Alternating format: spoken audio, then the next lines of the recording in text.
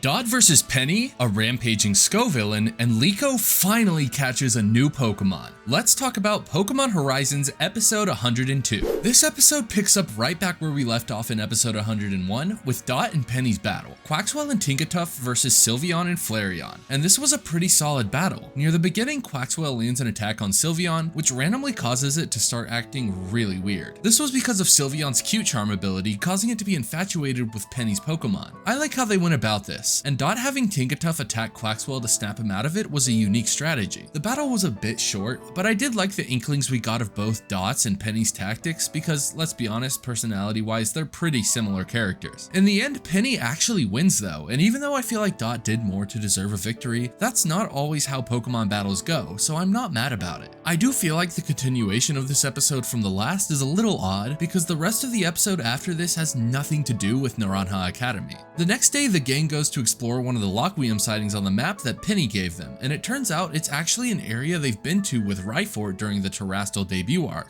They all briefly split off, but quickly get back together for a picnic provided by Murdoch. And I love the callback to Liko putting together that picnic for Dot on the Brave Olivine way back in early Horizons before Dot started becoming more open. It's just a nice indicator of how far she and Liko's relationship has come since then. After this, Ult finds a strange coin on the ground, which causes Roy to proclaim that he's not falling for that trick again. Guess how long that lasted. And not only does Roy fall for Gimmighoul's trick of getting everyone to gather coins for it, but so does the rest of the gang, except Liko, who gets split up from them. Pagogo also decides to resort to its old ways and wanders off from Liko, encountering the very same Charcadet from before. Back with Liko, however, she encounters a rampaging Scovillain affected by Lockweem, who's chasing some wild baby Pokemon. Meowscarada definitely holds her own here, but whenever Happiny starts to run away, Liko goes off to save it from getting attacked. This is when the hero we all need appears. Chicken jockey! Okay, Charcadet and Pagogo step in to save the day, and I honestly really like this. For being so small, Charcadet is actually really strong. Just look at the little guy go. And with this opening, it gives Pagogo enough time to absorb the Lockweem from Scovillain and end the battle. Earlier in the episode, it was revealed that the Scovillain was a trainer that went missing, so we get the reunion of the two afterwards, and it's really sweet. After all was said and done,